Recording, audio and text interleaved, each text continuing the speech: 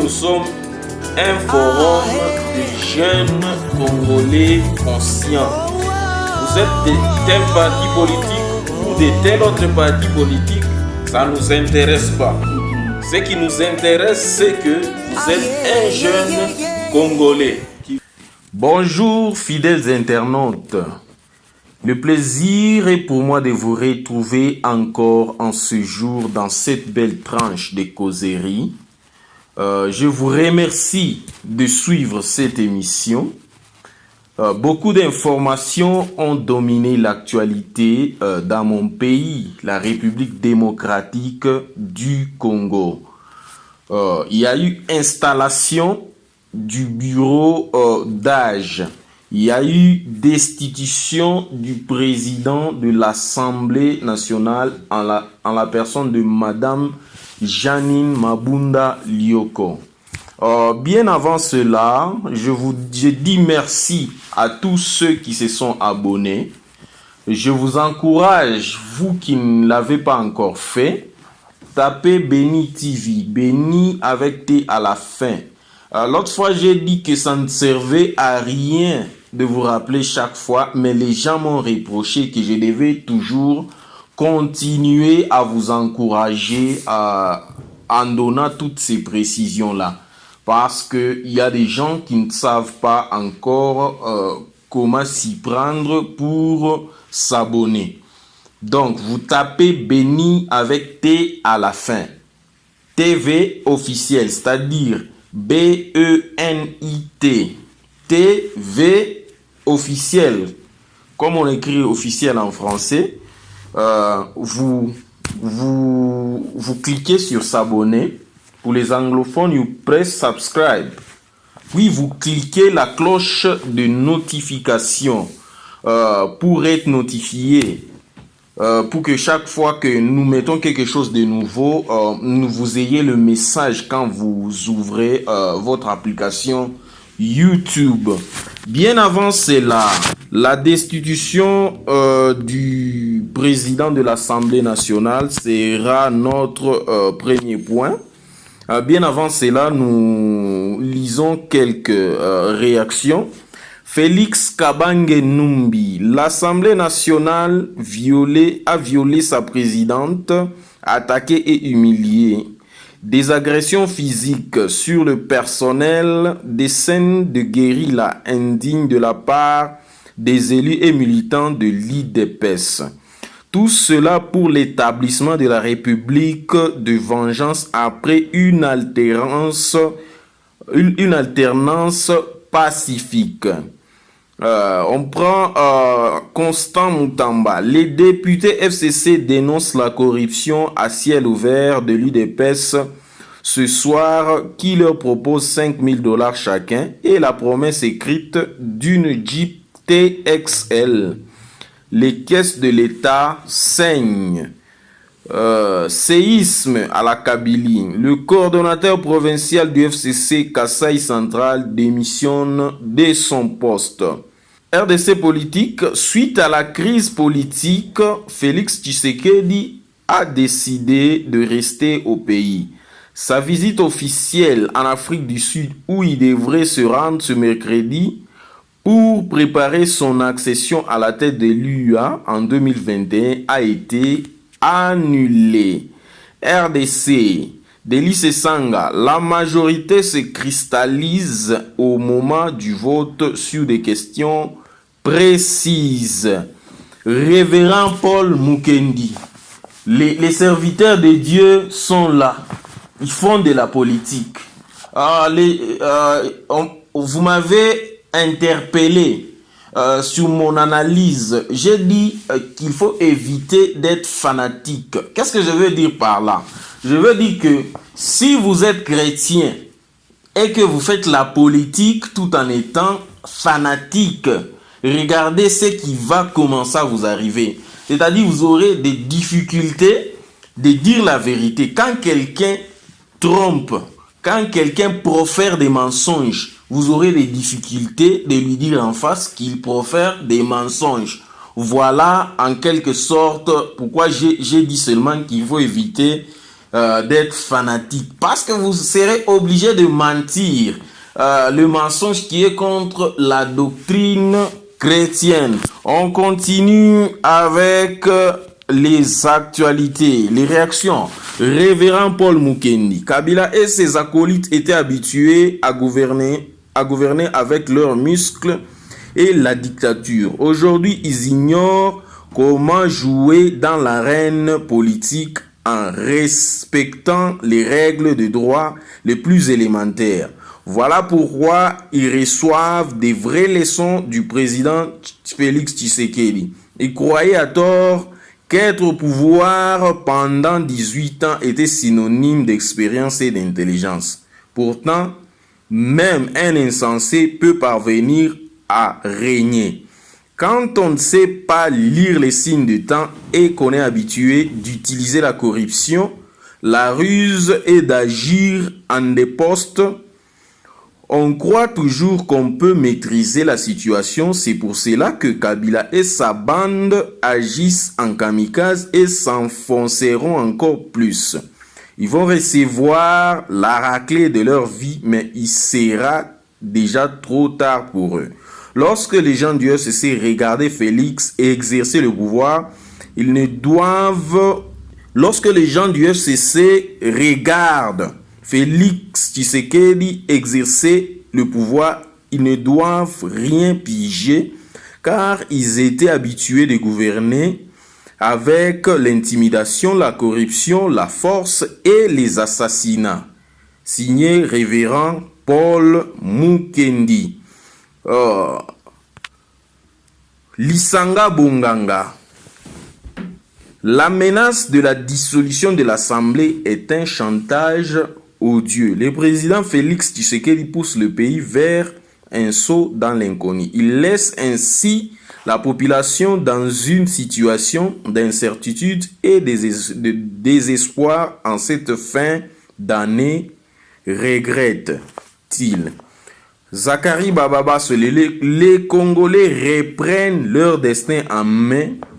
Mobilisons-nous tous azimuts pour reconstruire le pays. André Mbata, sur la nomination d'un informateur, le professeur André Mbata précise que le président de la République, Félix, n'a pas besoin de la démission du Premier ministre pour nommer un informateur. Enfin, Covid-19, le docteur Muyembe prévient: si nous ne voulons pas le reconfinement, respectons les mesures barrières. Ici, je voudrais soulever un point avant que je n'invite la personne qu'on reçoit aujourd'hui. J'ai vu Madame Leila Zerougui, qui est de la MONUSCO, s'ingérer dans des histoires politiques. Ici, je pense que nous n'avons pas encore eu besoin des Nations Unies pour que Madame Leila vienne s'ingérer. Moi, je pense vraiment que nous n'avons pas encore eu besoin de l'ONU. Après, il y a des gens qui m'ont dit que j'ai des partis pris. Moi, je ne suis pas politicien. Je suis journaliste. Moi, je reçois des gens de toutes tendances. Vous soyez du PPRD, de l'UDPS, du MLC, d'ensemble, vous êtes les bienvenus. Si vous voulez venir faire les djalelo ici sur le plateau, il n'y a pas de problème. Venez et soyez à mesure d'assumer les conséquences. Si vous sentez que vous voudrez venir injurier les gens ici sur mon plateau, je vais vous donner mon micro. Venez injurier les gens. Mais ce que je dis encore, c'est que vous devrez être capable d'assumer les conséquences. Ok, merci. Avant de continuer, je vais pouvoir inviter la personne qu'on reçoit aujourd'hui. Vous allez le découvrir. Approchez. Encore une fois de plus, Monsieur Guigui Kankolongo, sur notre plateau de Beni TV officiel. Bonjour, monsieur Guigui. Bonjour, Béni. Comment allez-vous? Ouais, je vais bien, merci. Ok. Quelle est la santé politique de votre parti? La santé politique de mon parti est vraiment réjouissante. Ok. Elle est vraiment à bon point. Ok. Avec tout ce que le parti est en train de réussir aujourd'hui, avec la situation au Parlement. Donc, il y a de quoi dire que la santé du parti est vraiment réjouissante. Merci. Je vous avais dit l'autre fois, monsieur Guigui Kankolongo est un analyste politique RDCien. Il est de l'UDPS. Il soutient la vision du président de la République. Il est allé essayer quelque part, ça n'a pas tenu. Voilà, il revient aujourd'hui à la maison parce qu'ils ont les pouvoirs, même si il ne veut pas accepter directement. Non, mais comme je l'avais dit l'autre fois, c'est pas que je reviens parce qu'on a le pouvoir. Okay. Il y a longtemps que je suis revenu au parti, il y a même plus des 10 ans que je suis revenu. Mais j'ai été quand même honnête pour dire que j'avais tenté ailleurs. Mais j'ai constaté qu'il n'y a que l'UDPS qui était la bonne école de la démocratie. Je suis un homme très enclin à la discussion. Très bien. Et une discussion démocratique, okay. Échange de vues. Je n'aime pas les monovisions. Okay. Donc j'ai essayé ailleurs, mais j'ai constaté qu'il n'y a qu'à l'UDPS où il y a la contradiction. La contradiction est acceptée. Okay. Et de l'autre côté, c'est la dictée. Ouais. Les gens n'acceptent pas la contradiction. On considère une contradiction, surtout avec les leaders, on la considère comme un manque de respect. Okay. Pendant qu'une contradiction est normale, elle nous aide tous à évoluer et à apprendre. Très bien. Mais si vous ne voulez pas une cas de ce qui se passe au FCC. Ok. Je vous encourage une fois de plus, rejoignez-nous sur Béni TV officiel. Je vous dis en vérité que c'est ici où vous aurez la liberté d'expression. Donc, moi je ne vois pas dans quel contexte je vous dirais que faut pas attaquer celui-ci ou telle autre personne.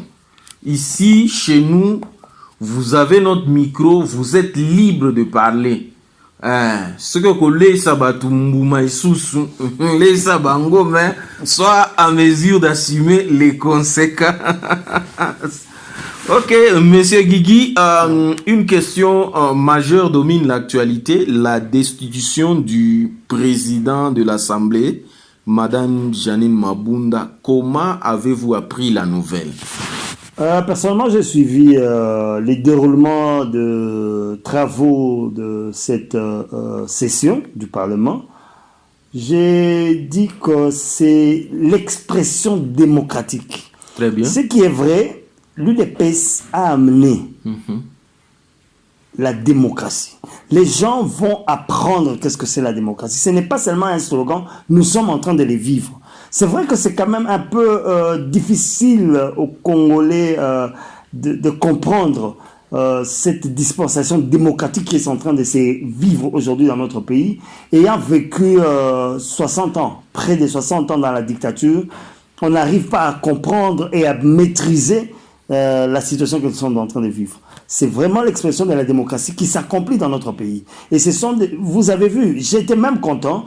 Permettez-moi de féliciter des gens du FCC qui ont participé à cette session, qui sont venus et qui se sont défendus. Ça a encore plus ancré la démocratie. Mais si c'était vous, les gens de l'UDPS, vous devriez boycotter la session. Non, nous sommes les plus démocrates. Plus démocrates que l'UDPS au pays, vous allez mourir. Nous avons vu Monsieur Jean-Marc Aboun boycotter la cérémonie de sa destitution. Non, cela n'est pas vrai.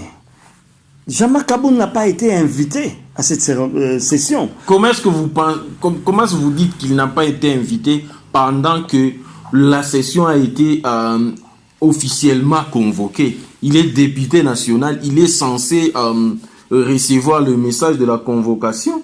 Bon, là, il y a deux choses dont vous avez parlé. Okay. Il y a la session qui convoque tous les députés, mais lui était un accusé. Très bien. Vous avez suivi la session de l'installation du bureau d'âge. Très bien. Et qu'est-ce que le président du bureau d'âge avait demandé le jour qu'il a été installé? Il a demandé à ce qu'on permette à ce qu'on puisse convoquer tous ceux qui sont accusés. Ok.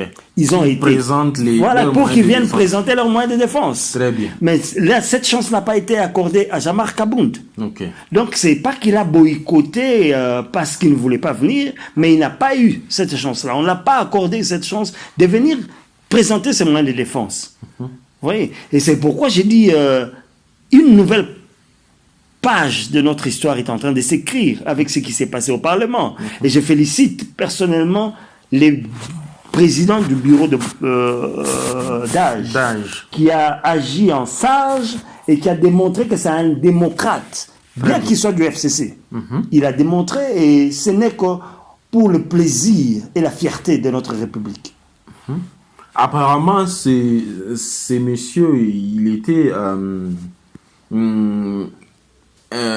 peu pressé de pouvoir accéder à la présidence de l'Assemblée nationale, où il a été aussi parmi les corrompus, tel qu'on l'a lu dans l'actualité, ou soit vous lui avez aussi promis une Jeep TXL, mais comment expliquer qu'il est du FCC et qu'on accuse une personne du FCC et il appuie cette démarche? Non, je ne pense pas qu'il ait appuyé la démarche. Okay. Sauf qu'il se retrouve là où il est pour le moment par les textes. Très bien. Ce n'est pas son choix à lui. Ça lui a été aussi imposé par les textes. Très bien. Il est le doyen d'âge au sein du Parlement. C'est ainsi qu'il a été choisi. Lui qui a juré loyauté à l'autorité morale hier, et aujourd'hui, c'est lui, c'est à lui qu'on a remis l'épée qui est en train de tuer les FCC. Est-ce que c'est lui qui a tué les FCC? Non, il n'a que présidé. Il n'a que présidé la séance. Et ceux qui ont tué les FCC, ce sont les députés membres du Parlement. Parce que les FCC, qui s'est targué d'avoir la majorité des 300 et quelques, très bien. Et c'est pour la première fois que notre Assemblée a connu une présence des députés. Si je n'ai pas dit la quasi-totalité des députés étaient là, peut-être seulement 17 qui n'ont pas été présents. On ne sait pas s'ils sont malades ou pas. Le taux de participation était de 483. 83, oui. Vous voyez, dans un parlement de 500, okay. Ils étaient à 483. C'est que, et par les témoignages de députés eux-mêmes, ils disent que c'est pour la première fois que c'est quorum est atteint comme tel. Donc, ce n'est pas le président qui n'a fait que présider pour conduire. Et d'ailleurs, il faut le féliciter parce qu'il a conduit cette séance en bon escient. Et comme un maître de séance et comme un doyen, un sage. Et il a fait. Mais ceux qui ont décidé de la chute de Mabunda et de son bureau, ce sont les députés, à leur grande majorité. Donc lui n'a rien à voir là-dedans. Il les a juste donné une plateforme qu'il a conduite pour qu'ils puissent s'exprimer. Très bien. Et la majorité des députés se sont exprimés contre Mabunda. Très bien. Vous avez eu la tête de Jeanine Mabunda. Quel est le target prochain? Comme je disais, c'est que l'histoire de notre pays est en train de se réécrire. Comme l'avait dit Lumumba à son temps, que les Congolais écriront leur histoire. L'histoire prochaine du Congo ne va pas s'écrire en Belgique ou en France ou aux États-Unis, mais cette histoire sera écrite par les Congolais. Nous sommes en train de l'écrire. Et vous voyez que c'est là que je suis fier de constater que même les députés du FCC ont pris conscience. Parce que ce qui est vrai, si Mabunda est tombé, c'est par son arrogance. Mabunda conduisait nos institutions à un conflit. Mabunda a été arrogante devant le président de la République. Lui et son compère du Sénat. Très bien. Et les députés se sont dit, si nous laissons cette dame et son bureau aller comme ils sont en train de partir, le pays court à la dérive. Ils ont pris conscience et ils ont choisi de sacrifier une personne pour sauver la nation. Donc, ce n'est pas que les gens sont contre Mabunda, ils sont contre le comportement de Mabunda. En tant que chef d'une institution, elle devait se comporter comme telle. Nous avons vu la réaction du président Moïse Katumbi Chapwe. Ici, on parle de Moïse Katumbi Chapwe en tant que politicien. Il a dit qu'il n'y a plus d'obstacle pour élaborer une vision qui sera en faveur du peuple. Mais moi, je pense qu'il y a encore un problème. Si vous avez une motion qui passe à l'Assemblée nationale, moi je pense qu'elle devra aussi être examinée au Sénat. Et si ça ne passait pas au Sénat, vous ne pensez pas qu'il y a encore d'obstacles? Non, dans notre législature, comme la Constitution le prévoit, le Sénat ne pèse pas. Une loi qui pourra passer en première lecture au niveau de l'Assemblée nationale, si la loi va en deuxième lecture au Sénat et qu'il y a deux vues différentes entre le Sénat et l'Assemblée nationale, on va mettre une commission de concordance pour que les deux puissent s'entendre. S'ils n'arrivent pas à s'entendre, c'est la voix de l'Assemblée nationale qui pèse. Donc le Sénat ne pèse pas. Très bien.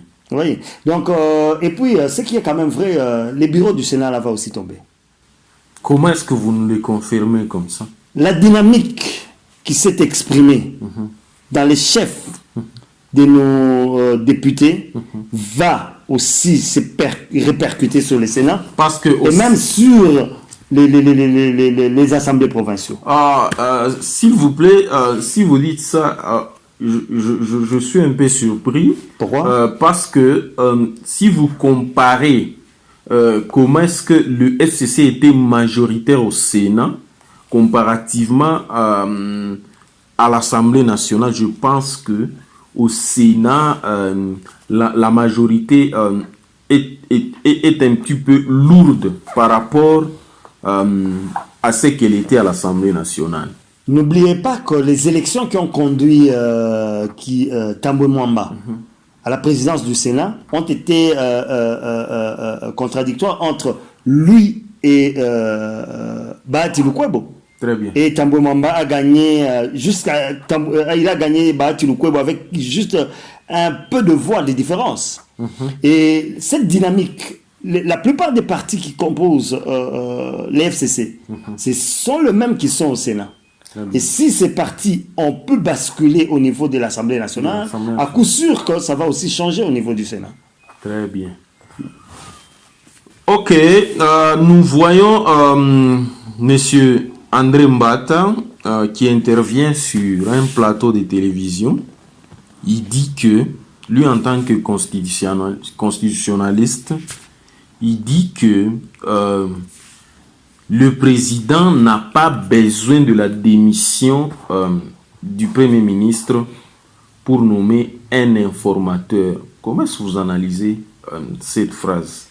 Bon, Mbata est spécialiste. Il dit aussi dans l'émission passée, bien qu'en n'étant pas juriste, mais étant un bon lecteur de la Constitution et de la chose politique de notre pays, j'avais dit dans l'émission passée que le président n'avait pas besoin de la démission du Premier ministre et que par son ordonnance nommant un nouveau Premier ministre, il démettait automatiquement le Premier ministre. Parce que l'ordonnance, s'il nomme un Premier ministre aujourd'hui, après qu'il ait constaté une majorité, et que s'il nomme un Premier ministre aujourd'hui, les ordonnances présidentielles, généralement, finissent par cette formule qui dit « toute disposition contraire à la présente sont abrogées ». Sont abrogées, oui. Et juste cette disposition abroge l'ordonnance nommant Ilou Kamba.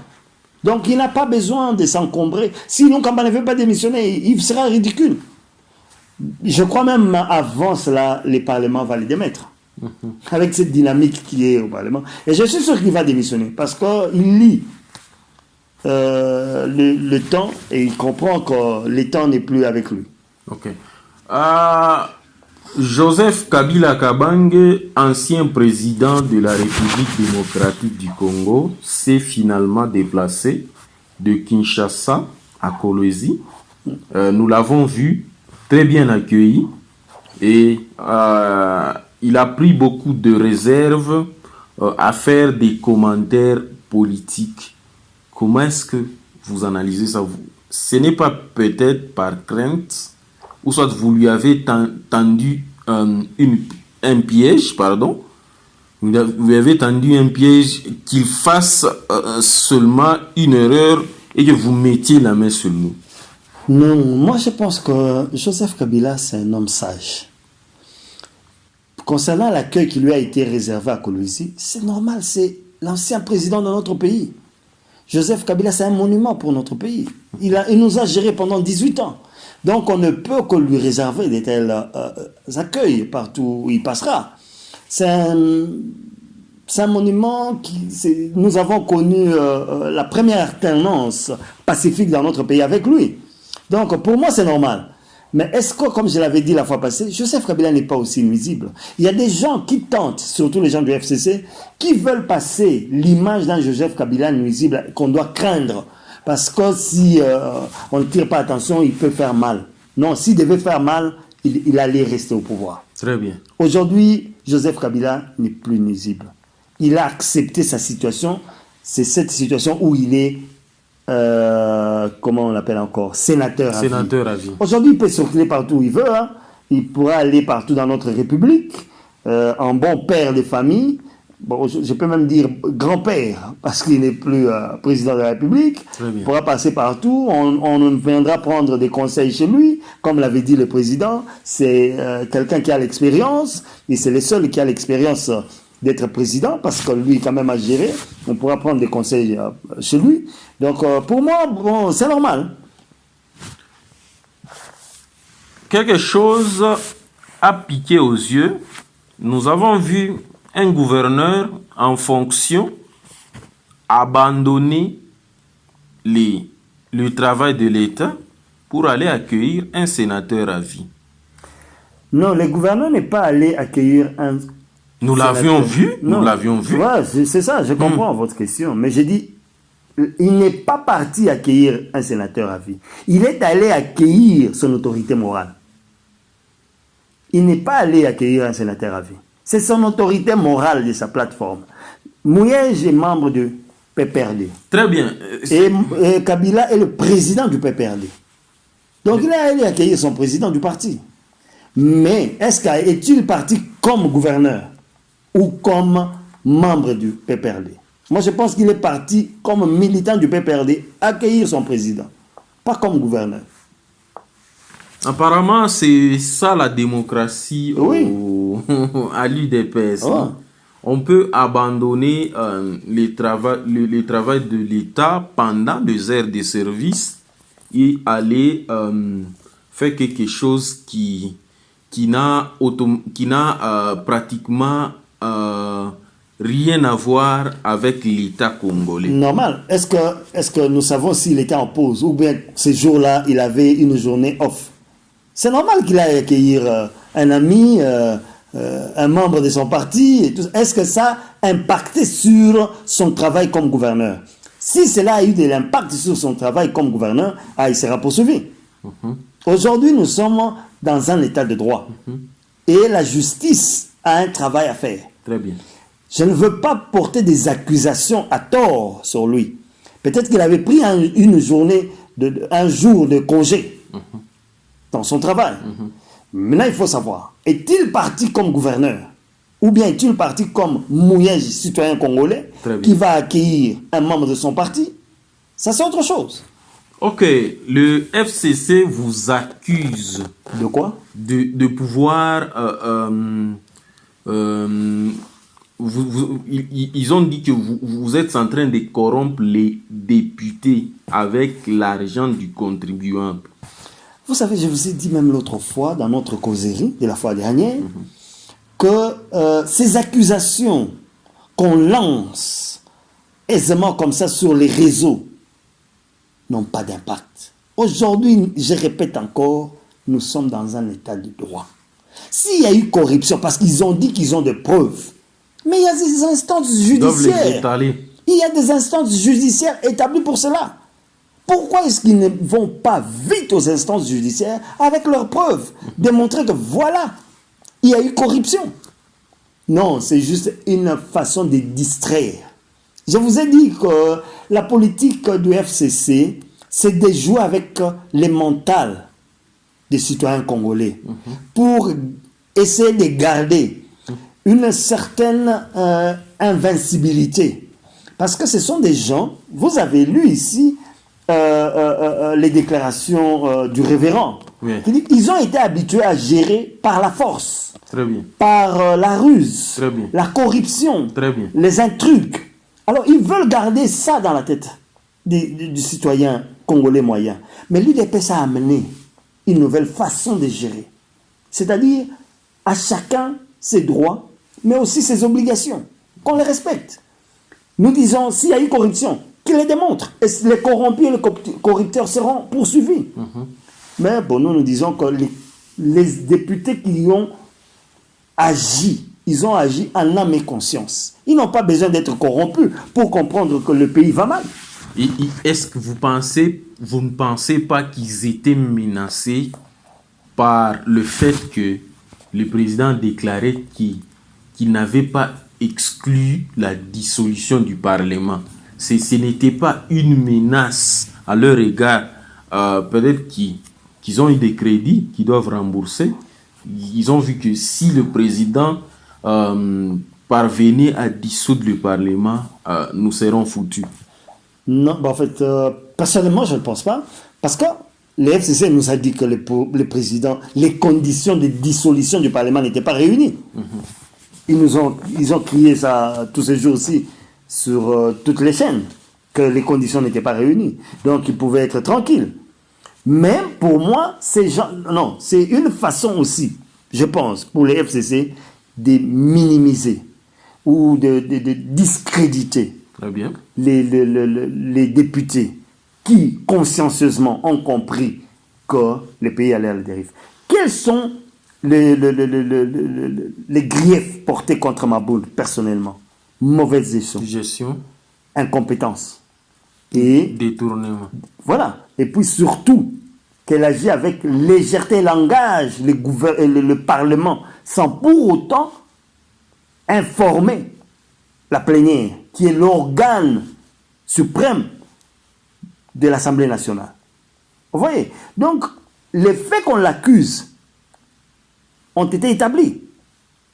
Zakari Babassou a écrit qu'après sa destitution, il a dit d'une source sûre, Mabunda sera poursuivi pour détournement.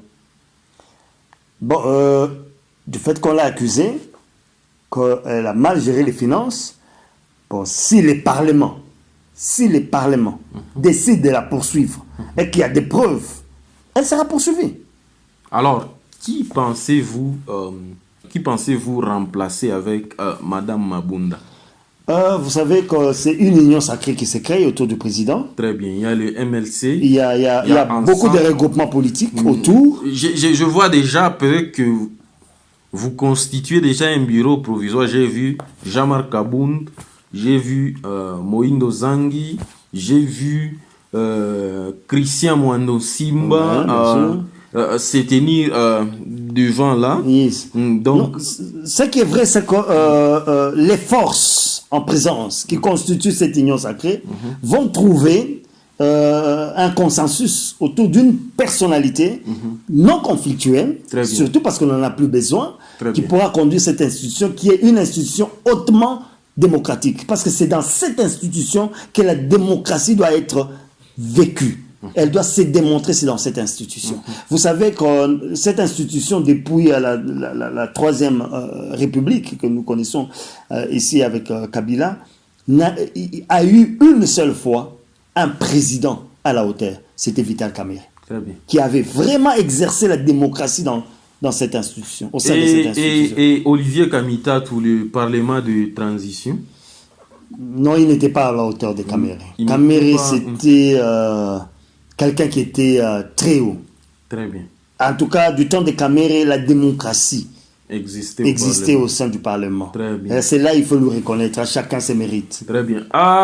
Face à ce fléau qui secoue le pays, on observe du côté de Martin Fayoulou, la personne qui se réclame président élu, on observe un silence de cimetière. Comment est-ce que vous trouvez le silence de Martin Fayoulou? Complice ou... Le vieux Kitengeye avait dit après les consultations, il a rattrapé. Très bien. Quand on jette une pierre, quand on rate, quand on sort une parole. Très bien. La troisième, c'était quoi? Je crois rater un train. C'est pas. Hein? En fait, il avait donné. Martin Fayoulou a commis l'erreur politique de refuser la main tendue du président. Aujourd'hui, je suis sûr qu'il est en train de se mordre le doigt. C'est ainsi qu'il ne sait pas quelle position prendre. Parce qu'aujourd'hui, le président de la République est en train de marquer de points. Kabila est en train de perdre. Le discours de Martin Fayoulou, c'était que Félix est un pantin de Kabila. Et que Félix travaillait pour Kabila. Mais aujourd'hui, que Félix est en train de se séparer de Kabila, quel discours va-t-il tenir? Va-t-il s'attaquer à Félix? Il sera traité de complicité avec Kabila. Va-t-il s'attaquer à Kabila? Parce que j'ai comme l'impression qu'ils voudraient se mettre ensemble. Les jours qui viennent vont nous dire davantage. Parce qu'ils seront dans l'opposition. Sûrement qu'ils vont se battre, les deux vont se battre pour le poste le chef de l'opposition. Très bien. Donc aujourd'hui, il est perdu. Et lui et son compère Adolphe Mouzito. Ils sont perdus, ils ne savent pas quel discours tenir. Mais venons voir qu'est-ce que ça sera demain. Mais qu'ils se confortent dans l'opposition. Déjà, les 3 ans qui restent ici, ça sera pour le travail. Comme a dit le président, le travail a commencé. Kisaloumé Banda. Bon, eux qui restent, qu'ils observent comment le pays sera géré. Très bien. Mesdames et messieurs, nous vous disons merci d'avoir été nombreux à suivre cette émission. Monsieur Guigui, un dernier mot pour les internautes. Le dernier mot, c'est un mot d'encouragement à notre peuple. Chers frères, chères sœurs congolais, ayez foi dans notre République. Ayez confiance dans notre président. C'est un monsieur qui a une vision pour cette République. Il va transformer cette République. Mais seul, il ne pourra pas. Nous devons tous lui porter main forte par nos prières, dans nos pensées et dans nos actions pour que cette République puisse changer. Le Congo est appelé à un grand avenir. C'est un grand pays et qui a besoin d'un peuple grand qui vise loin, qui voit grand. Tenons-nous tous ensemble, main dans la main, pour que les Congo changent demain.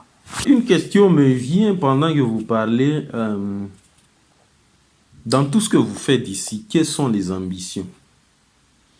Mes ambitions sont plus politiques. Mais ici, en Afrique du Sud, j'ai toujours eu une ambition grande. C'est celle de réunir la communauté congolaise. Très bien. Nous sommes tellement divisés que les Congolais ne savons pas nous mettre autour d'une table. Quelles que soient nos appartenances tribales, politiques, religieuses, mais en tant que communauté. J'ai toujours rêvé de ça, d'une communauté unie, où nous pourrons ensemble mener des actions, monter des projets pour l'avenir de notre pays.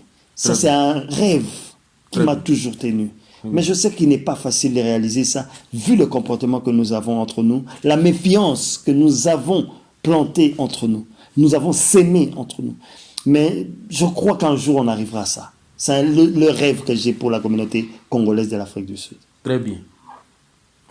Dans cette émission, c'est moi qui détenais les questionnaires et vous vous étiez en train de répondre. Maintenant, je vous permets, posez-moi une question par rapport à mes ambitions dans tout ce que je fais. Et je vais répondre aux internautes. Monsieur Béni, Je vous par écoute. cette émission que vous avez créée, Très bien, qui est une causerie avec le Congolais, très bien. quel est ce que vous visez? Dans tout ce que je fais, moi, je pense que je pourrais faire de l'information du Congo, je pourrais ramener l'information du Congo à un autre niveau. Parce que quand je vois en RDC, quand on nomme un ministre de l'information, il se contente de la lecture des communiqués et autres. Le gouvernement en conseil des ministres, le ministre de l'information pense que son travail se limite là. Mais moi, je pense qu'il y a du travail à faire derrière la caméra. Derrière la caméra, c'est-à-dire par rapport à la qualité de l'image que nous avons en RDC, en commençant par exemple par la télévision nationale qui est la RTNC. Je ne pense pas que c'est les budgets qui manquent. Je ne pense pas que c'est les budgets qui manquent. C'est une question de vision. C'est juste une question de vision. Tout le monde veut faire du Lambert Mende. Quand vous accédez au ministère de l'Information, tout le monde veut faire du Lambert Mende. Vous allez voir les gens de votre parti, de l'UDPS. Parce que moi, je n'appartiens à aucune formation politique. Je suis neutre et purement neutre. Les gens de votre parti reprochent par exemple à Jolino Makelele qu'il est peut-être trop muet, qu'il ne sait pas vanter les mérites de ce que Félix Tshisekedi fait. Mais moi, je pense qu'il a beaucoup à faire que de faire ça. Moi, je pense que ce que nous voyons ici en Afrique du Sud, à la télévision, moi, je pense que nous ne manquons pas de moyens de faire plus que ça. Moi, je pense que ce n'est pas l'argent d'acheter du bon matériel qui nous manque. Donc, si vous avez un monsieur Dieu béni Kadima comme ministre de l'information, moi, je pense que ça sera un ministre pas comme les autres. Ça sera un ministre beaucoup plus technicien qu'un ministre qui passe tout son temps à lire des communiqués et contredire et mentir à l'opinion.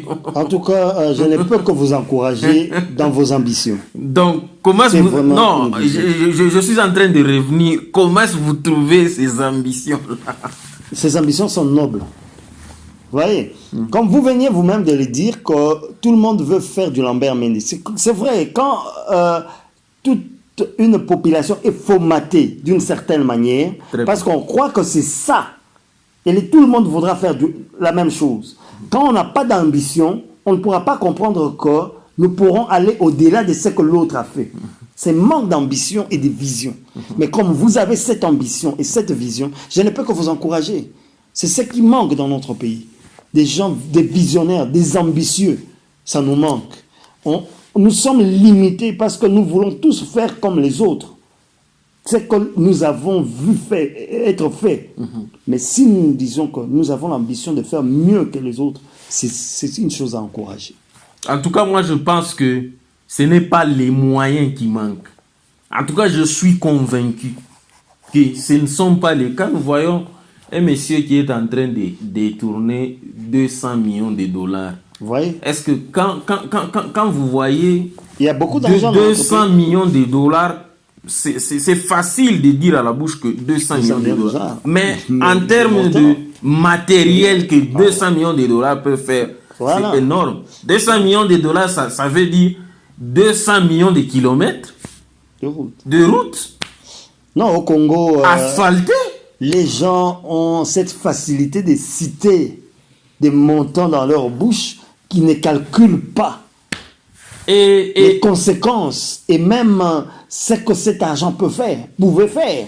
Parce que c'est facile qu'on vous dise que quelqu'un a détourné 20 millions, 10 millions, même 2 millions de dollars. Les Congolais trouvent ça normal. Mais si nous avons 200 millions de dollars, moi je pense que les Congos peut être réunifiés par voie routière. Oui, bien sûr que oui. Moi je pense que... Parce que nous n'avons que 2 345 000 kilomètres. Mais nous, 200 millions. C'est beaucoup d'argent. C'est beaucoup d'argent. Et ça peut réaliser beaucoup de choses dans ce pays. Ok, mesdames et messieurs, c'est par ici que nous sommes en train de boucler cette émission. Je pense que vous avez été suffisamment bénis par notre invité encore. Quand je dis béni, c'est pas spirituellement que je suis en train de parler, c'est-à-dire qu'il a trouvé satisfaction à vos préoccupations. Voilà, continuez à vous abonner, Béni TV officiel. Pour ceux qui ont des reproches, en tout cas, vous êtes les bienvenus. Si nous ne faisons pas bien, peut-être que vous rêvez peut-être plus mieux que ce que nous faisons, vous êtes vraiment les bienvenus. Tapez Béni TV officiel sur YouTube, abonnez-vous et cliquez la cloche de notification. Merci et à la prochaine.